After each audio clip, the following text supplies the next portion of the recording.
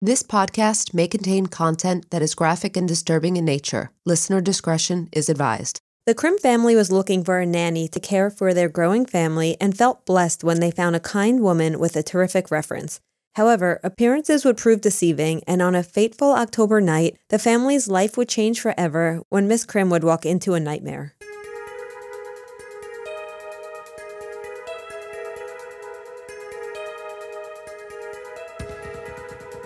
This is the Yoselyn Ortega story.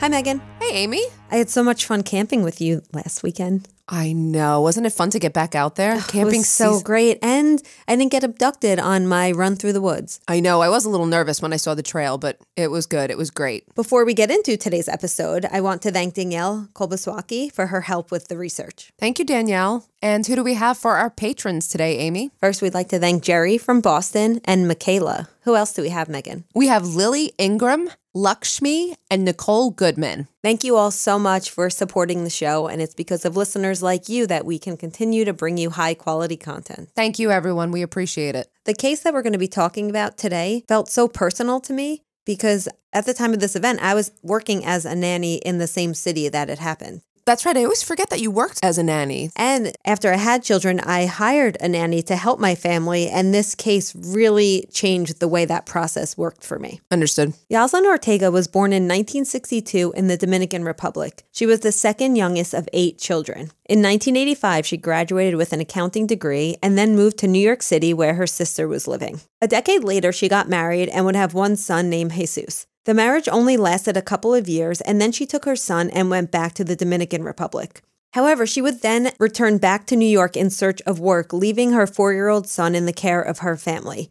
She was a good mother, though. She would travel back and forth to visit her son several times a year, and she also spoke to him daily. In 2008, she even spent a few months in the Dominican Republic with her son. While she was living in New York, she mostly lived with family in various New York City boroughs for a little while, living in the Bronx and then also living in Harlem. And throughout her time in New York, she struggled to find consistent employment. She would sometimes work in factories, she would work for cleaning services, she would do various odd jobs just to stay afloat. Finally, in the spring of 2010, when Yoselyn was 48 years old, she secured some steady employment. She landed a nanny position with the Krim family, working for about 25 hours a week, and she was getting paid $18 an hour. And Megan, this was off the books, under the table, as a lot of nanny positions are. So this is pretty good because we're talking over a decade ago, $18 an hour cash. Oh, yeah. The Krim family had recently moved to New York City from San Francisco about 6 months before they had met Yoselyn. Now, the reason they moved is because the husband of the family, Kevin Krim, had landed a job at CNBC,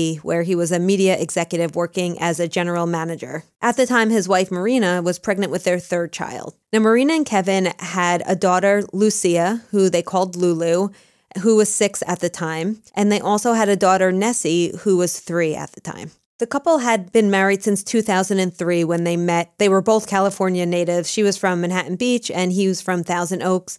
She had studied at the University of Southern California, and he had studied at Harvard. And then after college, they both ended up back in California. So they moved to New York City, and they live on the Upper West Side at 57th and Columbus. Oh, well, I know that area well. Yep.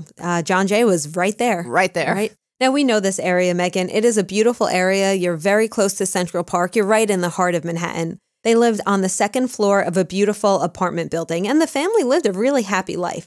Marina was a stay-at-home mother mostly, but she also taught part-time art classes to children. She was a very active blogger. She had this really cute blog called, quote, Life with the Little Krim Kids.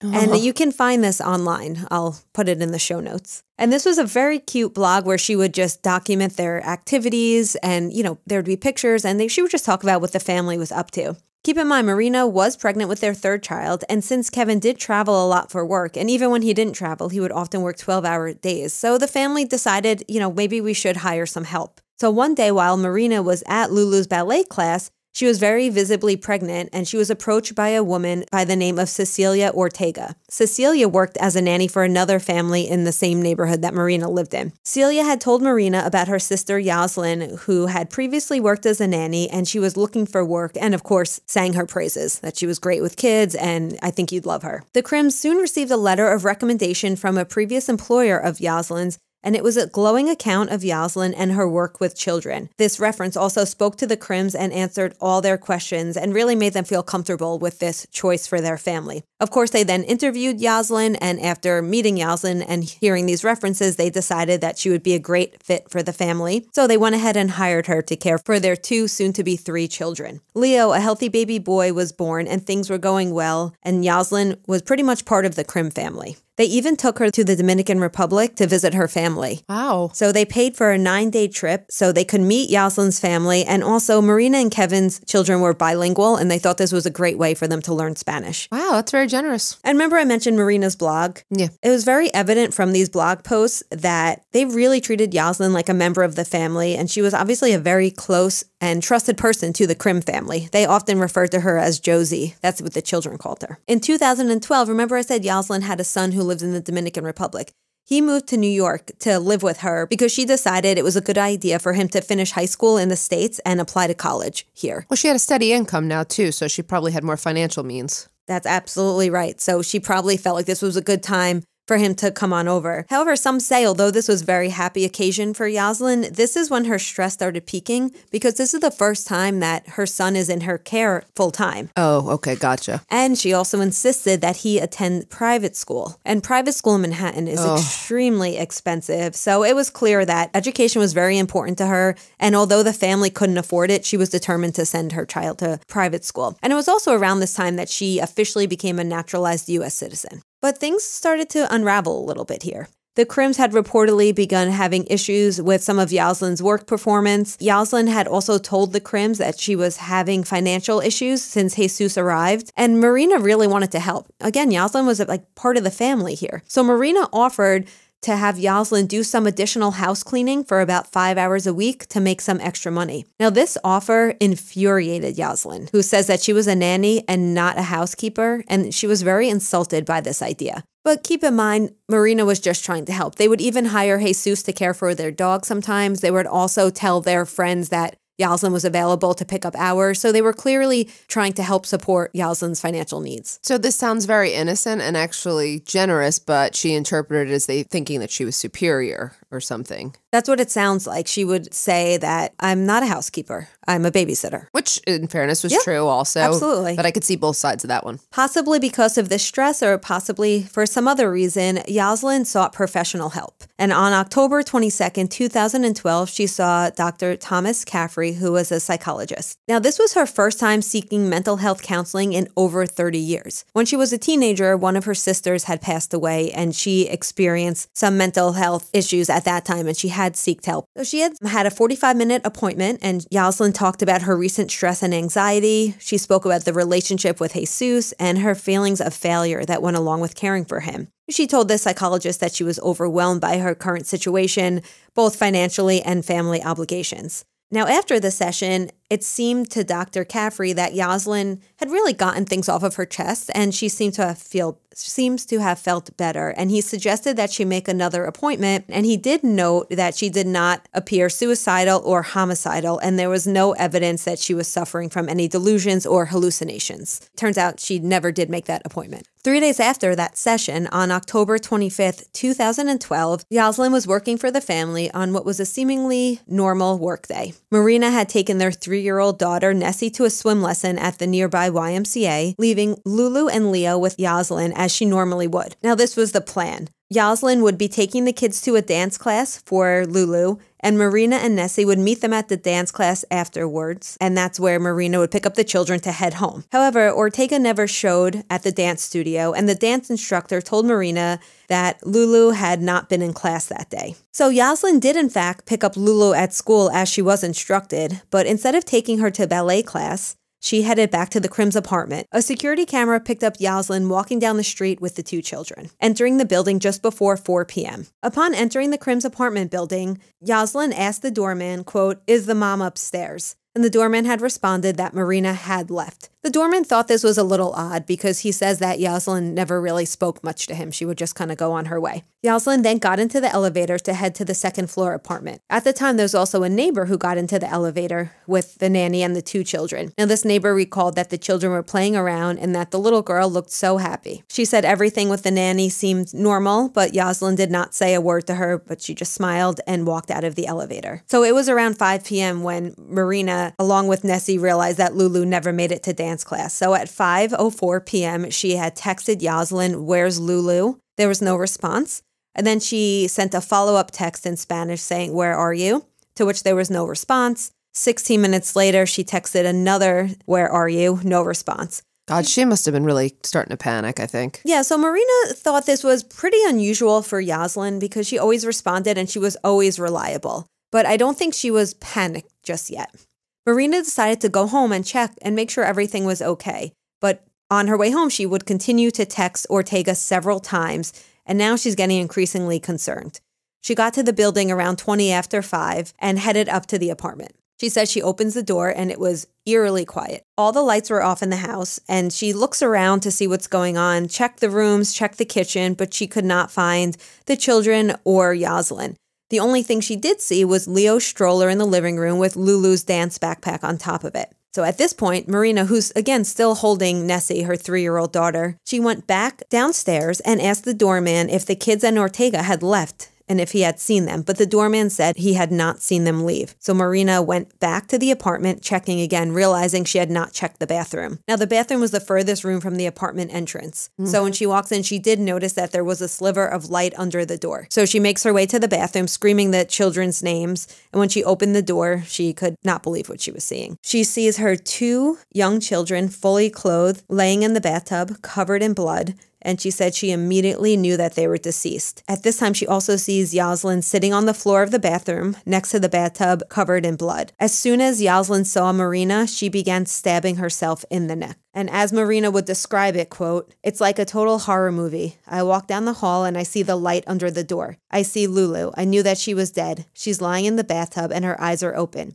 I see Leo next to her. They had blood on them. Then I see the defendant, blood all over her and eyes bugging out. All I remember saying is, quote, 'I hate you.'" She also remembered screaming and described it as, quote, "It was a scream you can't imagine is even inside of you. I don't even know where it came from. I just thought I'm never going to be able to talk to them again. They are dead. I just saw my kids dead." I can't imagine the absolute horror shock. When we talk about some of these things, we talk about knowing that this happened to your child, but actually seeing this and having to live with this visual, the 3-year-old daughter at this whole time in her mother's arms. Oh, the trauma. this trauma they both must have. And watching this woman stabbing herself alone could be quite traumatic, let alone the fact that you just saw your own children deceased.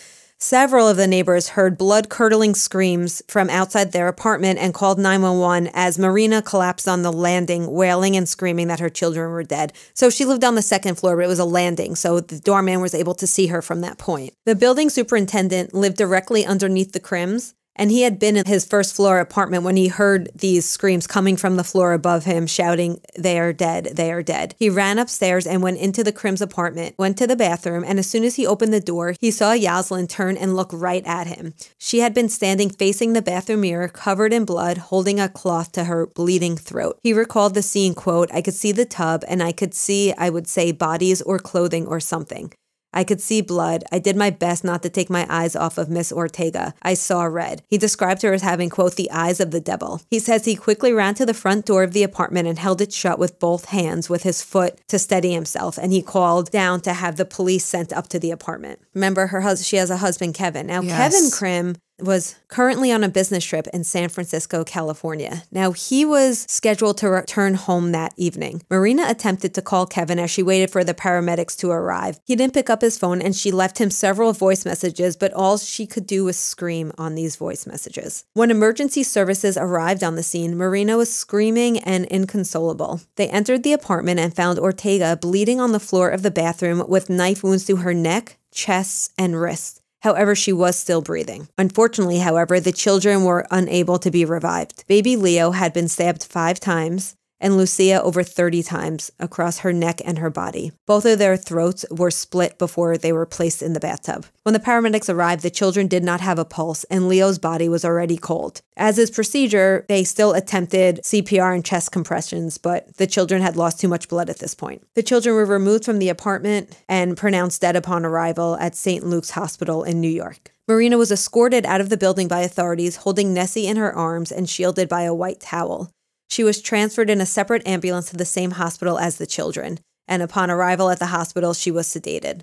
Yoselyn was admitted in stable but critical condition. She had a fractured vertebrae in the process of stabbing herself in the neck, and she was placed in a medically induced coma. So, Amy, this was a bona fide attempt to kill herself, or are we going to discuss that later? I want to discuss that later because I'm curious what you think about that. Okay. So later that evening, Krim's plane landed, and he says when he turned on his phone, he had dozens of missed calls, texts, and voicemails.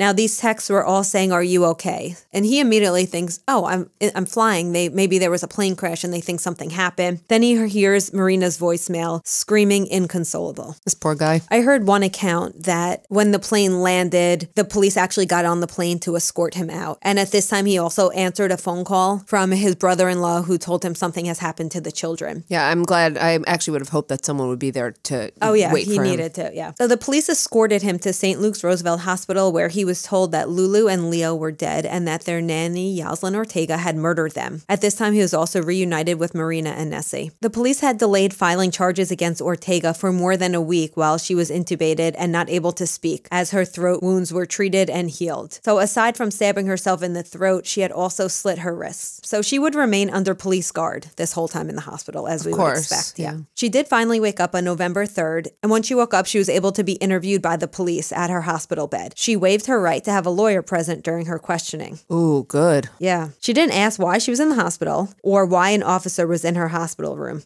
She didn't ask about the Krims or the children, but she immediately complained to the detectives about Marina Krim. Really? Yep. At first, she admitted to being in the bathroom, but didn't admit to the killings. She told detectives that, quote, Marina knows what happened. Okay. Then she went on to tell the police that the Krims always told her what to do and that they were always changing her schedule. She told the police how she told Marina that she needed more money, but Marina wanted her to do 5 hours of house cleaning every week. She told them she was a babysitter, not a housekeeper, and she also complained that when she would do things wrong, Marina would make a grunting noise to show frustration. Wow. These are very minor complaints. Yep. Just hours after the questioning, she was, not surprisingly, charged with first-degree murder in the killings of Lucia, also known as Lulu, and her brother, Leo. Yoselyn's lawyer entered a plea of not guilty. By reason of insanity. Yeah. So this gets a little complicated, Meghan.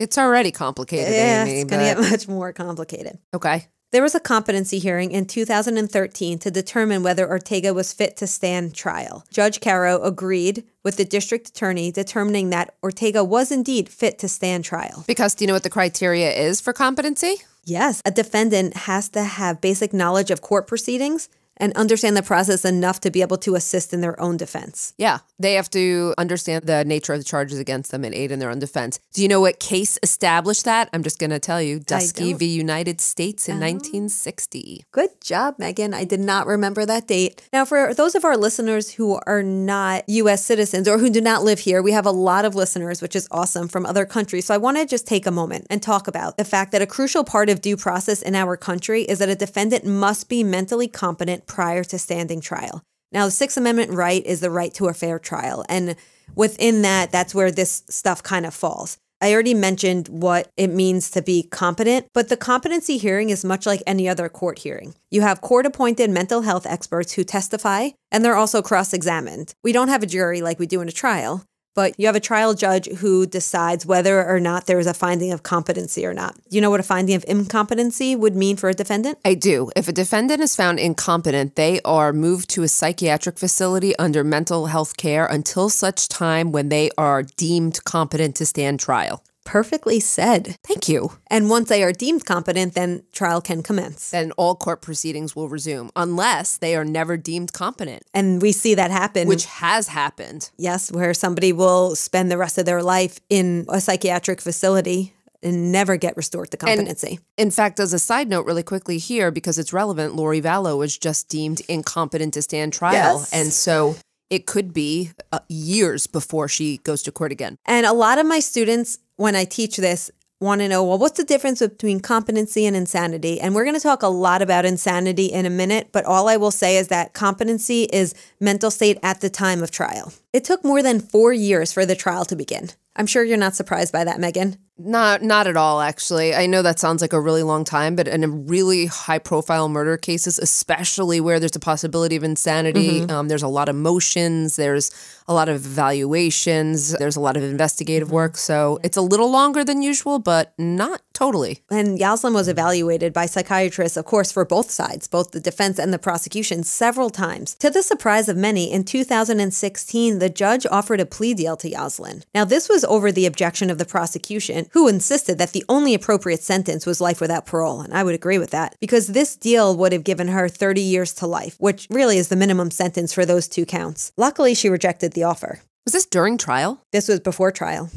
Okay, I've not heard of that happening very often, where a judge would offer a defendant a plea before a trial commences. Makes this case abnormal or unique in another way. This case is unique in several ways, and you're absolutely right. That is a very unique aspect of this case.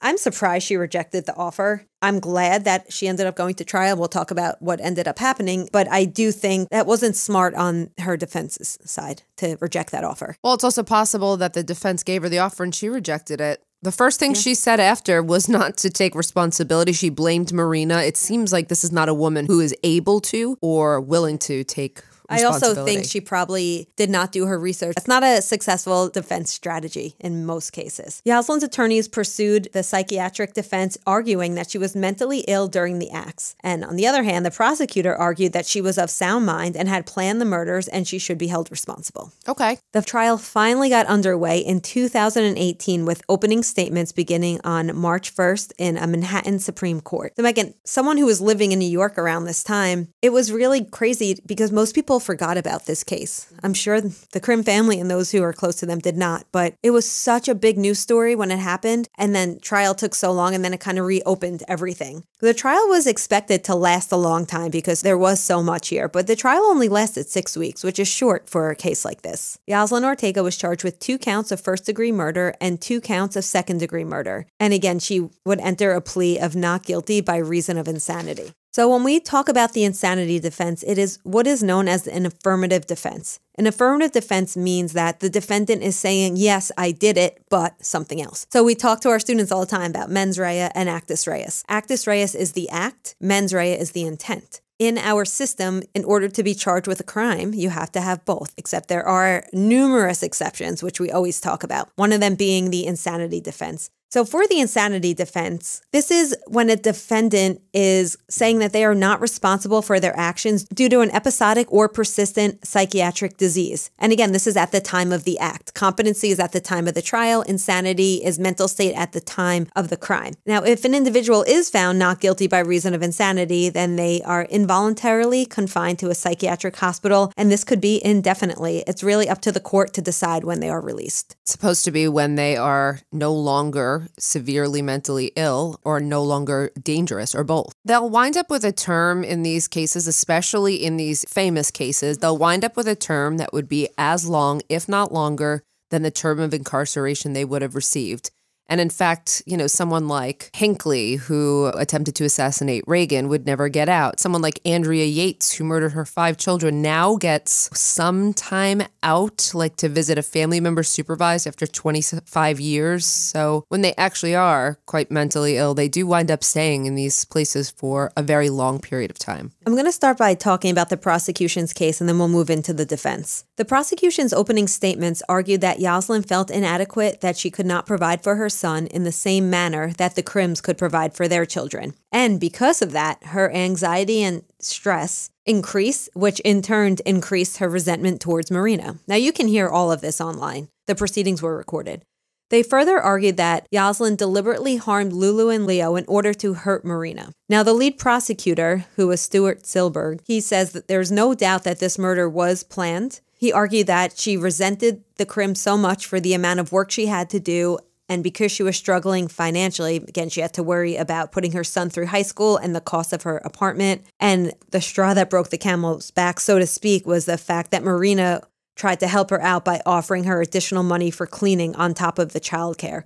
Now, this increased workload served to further enrage Ortega. I said that the prosecution said that she had planned this. Well, where's the evidence? Amy, I was thinking I knew you're getting there, but where's the proof? There's a lot of ways to show premeditation. Did they do it in any way? Well, she did get her affairs in order. She had left a bag of family heirlooms for her son. She asked her sister to raise her son well. She didn't even bring her phone to work that day.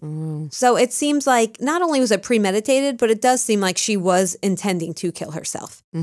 Okay. Now, Marina was the first witness at Yoselyn's trial. She testified that she saw no signs of mental distress with Yoselyn and that Yoselyn had never come to her with any issues. However, she did recall a strange incident with Yoselyn that had occurred a few weeks prior to the children being murdered. She told the court that Yoselyn had reacted very strangely when Marina told her she was pregnant with her fourth child. So at first, she says Yoselyn hugged her and was happy for her, but then when the pregnancy ultimately ended in a miscarriage, Yoselyn almost got mad at her and showed no emotion and started acting a little bit different towards Marina. After testifying, a very powerful testimony, at the end, she started yelling at Yoselyn, "You're gross, you're disgusting." It was very, as you could imagine, very emotional testimony. One of the mental health professionals reported that although Yoselyn had anxiety and depression, she was not psychotic, nor did she experience a psychotic or dissociative state, and that she was perfectly able to, quote, appreciate the consequence and wrongfulness of her actions. So despite her previous claims of psychosis, this expert believed that Ortega was still able to function successfully and normally, which to him implied that she was faking. Do you know about malingering? It's faking a mental illness in front of a professional. There's actually I remember we took a class in psychology and they talk about the number of ways in which you can detect malingering and how it's a little bit harder than most people might think. A lot of people believed that Yoselyn was, in fact, malingering based on the fact that some of these earlier interviews she talked about hearing things and seeing things, and she was almost setting herself up for an insanity defense, but then she would say things that would contradict, which we'll get to a little further into some of this trial testimony. At some point, Yoselyn had said that, she was hearing things, she was seeing things, the devil made her do it. But most of the time, especially early on, she would say she has no memory at all of what happened to Lulu and Leo. But this doesn't really make sense. And as the prosecution would point out, if she really had no memory of what happened to them, you would think that she would ask about them when she woke up in the hospital after she was being treated. She never asked about the children at all. And the prosecution would argue, well, this is because she knows what happens to the children and she does indeed have a memory of the event. I understand that. Okay. I don't think that's the strongest point for me yet, but that's a point. Yeah. I found the defense a lot more interesting. So the defense argued that she suffered from severe depression and experienced paranoid delusions and hallucinations. And this possibly goes back as far as the 70s when she had her first experience with mental health issues. The defense argued that she's had mental health issues since that time and she was just never treated. The defense also claimed that Yoselyn kept this to herself. So in other words, she kept her mental health issues to herself and she didn't tell anyone. However, in the weeks leading up to the murder, she was hearing voices, and she said some of these voices she believed belonged to Satan, who told her to kill the children. A few of Yoselyn's friends also testified that she did seem erratic and, quote, off, complaining of shadows following her, and that there was a, quote, black man trying to break up her family. The defense also called several friends who spoke about 2 previous incidences of, quote, mental breakdowns. Now, this is a dated term. We no longer use this term, but really it's just a term that's used to describe a period of extreme emotional and or mental distress that prevents one from daily functioning. So her friends say she went through this in 1978 when she lost her sister, and then again in 2008 when she lost a close friend. And at these times, she became paranoid and displayed some erratic behavior. Remember I mentioned there were several pretrial interviews with many different mental health professionals between the time of arrest and trial. So in 2016 is when she claimed she heard these voices of the devil telling her to kill Lulu and Leo. Then she would later retract and deny she ever said that, but it was on record that she said that. Ortega said that she never heard voices in general, which is a blatant contradiction of what she had told the psychiatrist on the defense team a few years prior. Now, these videos were shown to the jury, and they did undermine her insanity defense. I could see why the jury would have a problem with that. I totally agree. So 2 psychiatrists for the defense testified that Ortega had a psychotic break at the time of the murders and had entered a dissociative state. So a dissociative state is one where there's an unconscious detachment from the situation. So they're saying that she completely detached. You might recognize one of the psychiatrists who testified here. His name was Dr. Philip Resnick. Does that name sound familiar at all? Philip Resnick doesn't, but Faye Resnick does. Okay, so Philip Resnick testified in the Unabomber case and in the trial of James Holmes. Do you remember who James Holmes is? Oh, yeah, of course. Oh, my goodness. Yeah, he was the Colorado movie theater shooter, the Yes, Batman. He was, yep. Yeah, so this is, And obviously the Unabomber, Ted Kaczynski. yes, Wow. of course. Yeah. So this guy is really... Long history. He's really renowned forensic psychiatrist who testifies in some pretty high-profile cases. The other forensic psychiatrist who testified was Dr. Karen Rosenbaum. The prosecution grilled Dr. Rosenbaum on cross, asking her why she hadn't interviewed anyone outside of the Ortega family. Because they interviewed Ortega's niece, Jacqueline. Meghan, remember that reference letter that landed Yoselyn the job? Yes, and I remember the question I was going to ask you then, but go ahead. Okay, well, it turns out that it was Yoselyn's niece who wrote it. But guess what? She didn't even have children, Yoselyn's niece. No, I had a feeling it was a fake. I just want to say it. I did. She ended up being a witness for the defense, but the prosecution totally discredited her because they were like, oh, wait a minute, aren't you the one who wrote the fake reference letter and kind of started this whole thing? And if Dr. Rosenbaum was relying on someone who is already lying, then the credibility of the findings can be discredited. That is somewhat. exactly right. Thank you for making that clearer, Meghan. I think the prosecution did a really good job of trying to, discredit this doctor. Also, the prosecution ended up pushing her into acknowledging that Ortega never mentioned hearing voices or having visual or auditory hallucinations to either the family or the defense psychiatrist until after the killings. Okay, that's another piece of the puzzle. It goes without saying, this trial focused on the insanity defense, and that's one of the reasons the case took so long between the initial competency hearing in 2013 and the actual trial in 2018, because the defense was trying to build this case, and clearly it was falling apart for them. Ortega showed no emotion or any indication of remorse during the whole trial. I believe she shed one tear at one point, but it was when something had to do with her, not with the murders of the children. Ortega's son, who was now 22, remember Jesus, he took the stand to testify in defense of his mother. He referred to the murder at one point as a, quote, accident. The prosecution went off on him, yelling, "Did you just say accident?" He then corrected himself and said, "Oh, I mean, what happened?"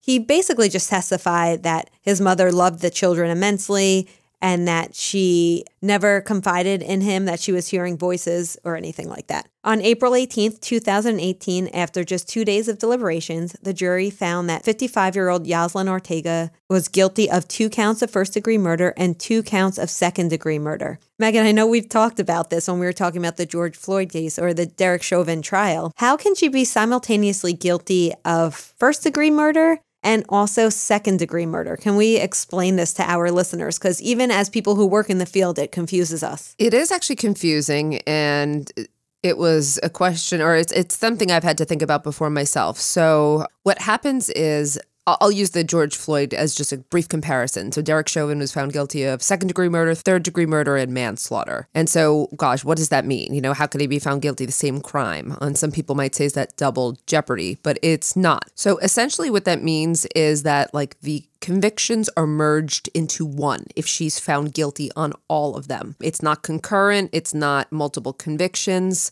What happens is that the highest charge for which she's convicted will be the one for which she's sentenced. If she's only convicted of, second-degree murder, the other ones don't apply. If she's convicted on all, she might get an appeal, let's say, on the first-degree murder charge, but then second-degree murder will stand. Regardless, for sentencing purposes, it all becomes the same conviction. So it's more like a strategy to ensure that this woman never sees the light of day, in case there was something with the trial that they would try to appeal on grounds of something. Yep. Okay. The jury clearly rejected Ortega's defense claim of insanity and mental incompetence. We know that every state has different standards. So in New York, the defense has to prove that Ortega did not know right from wrong or understand the consequences of her actions at the time that she committed the crime. Now, this can be difficult to determine because people who have serious mental illnesses can also have an understanding of their actions. That's correct. Either way, Yoselyn's found guilty. She shows no emotion. When the verdict was read, she did wipe a tear from her eye as she exited the courtroom. But in May 2018, the judge showed no mercy on Yoselyn and sentenced her to life in prison without the possibility of parole. At the sentencing hearing, Marina and Kevin both spoke, and Meghan, it's impossible to listen to. I don't imagine there's a dry eye on the court. Nope. You can hear it online if you want to. Kevin does a really beautiful tribute to the children, and, both of them are just so strong when they're talking. They gave these beautiful memorials to their children and, told the judge what this has done to them. Meanwhile, before receiving her sentence, Yoselyn Ortega was also allowed to make a statement. She apologized for, quote, what happened, and she stated that she hoped that nobody ever has to go through what she had gone through. Wow. And she asked for forgiveness from God. Wow. So the judge was clearly incensed by her lack of remorse and just blatant disregard for what had happened. Judge Carroll, who presided over the case, he acknowledged that Ortega did have an untreated mental illness, and it may have played a role in what happened that day, but the fact that she had the forethought to try and kill herself shows that she had some mental cogency and that she had some form of a plan. The judge went on to blame Yoselyn and her family for not getting her the help she needed to treat her mental illness. Okay, let's end this episode on a happier note because this case is really just so brutal. After the murders, Marina and Kevin set up the Lulu and Leo Fund, which is a nonprofit charity organization that offers parents and schools a creativity curriculum based on the 10 principles of creativity. Now, this is all in order to inspire, heal, and grow children through art, nature, and creativity, especially in disadvantaged communities. Now, according to Kevin Krim, the fund, quote, empowers children and adults with the skills and confidence they need to have resilience in the face of hardship and to thrive in an ever-changing world. And he explains how they started this fund in those early days to honor the creative and too brief lives of Leo and Lulu. Now, as you probably guessed, the two children loved the arts and they were very creative. And, Marina was also an art teacher, so this was very important for them. On their fund's social media pages, which I follow them all, the Krims post photos of Lulu and Leo, as well as photos of their new family. They have since had 2 more children. It was just a couple of months ago where it would have been Lulu's 15th birthday, and there was a really beautiful tribute posted for her. They sound like nice people. In 2018, New York Governor Andrew Cuomo signed Lulu and Leo's law into practice as a direct result of the murders, and specifically, Yoselyn Ortega's refusal to divulge pertinent mental health information and her use of the false references. So basically, this law makes it a crime to misrepresent a caregiver's qualifications and experiences. And this is all about guaranteeing the safety of children. I think everyone can get behind that one. Absolutely. It was really Kevin and Marina who pushed for this to happen. They're very vocal, and Kevin wrote in a post that the main goal of this law was deterrence, as well as providing a tool for prosecutors to, quote, hold dangerous people who shouldn't be around kids and their co-conspirators accountable. Because they really focused on the fact that the family knew Yoselyn had mental health issues and they lied about her credentials, and those two things together really led to this tragedy. The bill makes doctoring your resume with false qualifications a misdemeanor, punishable by up to 6 months in jail. Now, as far as I could find, Ortega is still serving her prison sentence, and of course, she has no possibility of parole. What was her diagnosis? They said she had psychotic breaks, detachment because of past trauma, but I never got a specific diagnosis. Because they didn't have one. Yeah, I believe that it's possible that she might have had issues with her mental health. Also, let's not go ahead and say every person who has mental health issues goes on to commit this type of crime. If I had to render a judgment just based on, and I don't know this case very well, or not as well as you did, but I would say she's culpable. There was certainly planning there, unhealthy coping mechanisms from a woman who had extreme, it sounds like, anger and resentment. And I really think she was just very jealous of the life that her employer had. And she was sort of triggered by this event and saw everything kind of collapsing around her. But it does sound like it was premeditated, and I'd bet my life that no voices told her to do it. You had asked the question a moment ago, what was the diagnosis that they were really hanging on? And they really just said that she suffered from severe depression and had experienced paranoid delusions and hallucinations. So they almost made it sound like it was an episodic thing more so than a regular, consistent, or persistent condition. Yeah, absolutely right. Which can happen, but I just don't see the proof in it, to be honest. I always go back to the Andrea Yates case where they were able to show that she had a long history of these psychotic delusions reported and over again. So that's what I see as almost like a standard for the defense. Do you think that the system got it right? It sounds like you do. I do think the system got it right based on this information. I would probably say so. And it sounds like the Krims are, it sounds like, while they'll never move on, they've done great things to memorialize their children. They have moved on in some ways. They just sound like a positive. I just give them a lot of credit. Yeah, so it sounds like they did the thing where they brought positive out of their tragedy. Yeah, they do really amazing work at their organization called Choose Creativity, and that's powered by the Lulu and Leo Fund. And if you'd like to donate to this amazing fund, you can go to choosecreativity.org. You can also donate through their various social media, such as Facebook and Instagram. We'll also have a link in our show notes. Before we end today, I just want to take a moment. This case really highlights the importance of getting help for yourself or your loved ones who are suffering from a mental illness. If you suspect that someone close to you is experiencing difficulties managing their mental health, the first step really is to recognize the signs. As we saw in this case, Yoselyn was suffering from something and she didn't seek help. She kept it to herself. And whether or not that's true, it doesn't matter. What it does is it highlights the importance of helping those who are experiencing some of these issues. So what are some of the signs of somebody who is having difficulty managing their mental health? I'm not going to read off all of them, but if you notice anyone eating or sleeping too much or too little, pulling away from people or usual activities, having low or no energy, having unexplained feelings of helplessness or hopelessness, smoking, drinking, or using drugs more so than they would usually, hearing voices, of course, talking about harming themselves. One of the first steps is recognizing these signs, and it's very important to express support and reassurance, showing that you are there to help someone and also connecting someone to help, because sometimes people need help making that first step. Amy, can we give like one example of how someone might be able to connect another or help connect another one with help? Yeah, so I think it depends on the severity of the situation, of course, right? So if it's someone who is in extreme distress and they could be a harm to themselves or somebody else, then of course you want to connect them to emergency services who can place them in the right facility that can help them. But this can also be an instance, and I don't want to go on, but this can also be like when we talk about school shooters and when I teach about them, there are a lot of red flags where kids say, oh, I wish I just would have told a teacher, or I heard something. So when you're saying connect to help, this could be as simple as alerting a family member, alerting a friend, alerting a teacher. Yeah, it's like New York's campaign after 9/11. If you see something, say something. It's so simple, but so true. If you feel like somebody you know is just not quite acting like themselves, you're better safe than sorry. Of course, educating yourself and other people on mental health issues, but really just always respecting people, having compassion and empathy, like just being open to helping others is a good place to start. Thank you all for listening, and we'll catch you next time on Women in Crime.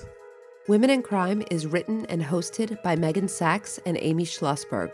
Our producer and editor is James Varga. Music composition is by Desert Media.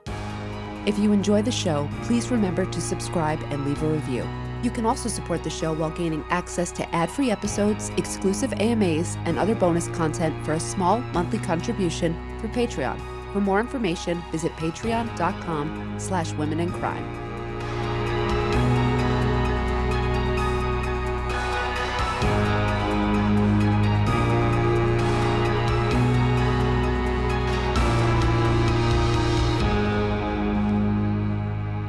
Sources for today's episode include New York Times, CNN, New York Daily News, New York Magazine, ABC News, New York Post, People Magazine, The Associated Press, Medium.com, lululeofund.kindfold.com, littlemisslucia.livejournal.com, choosecreativity.org, and mentalhealth.gov. Mentalhealth.gov. Mentalhealth.gov.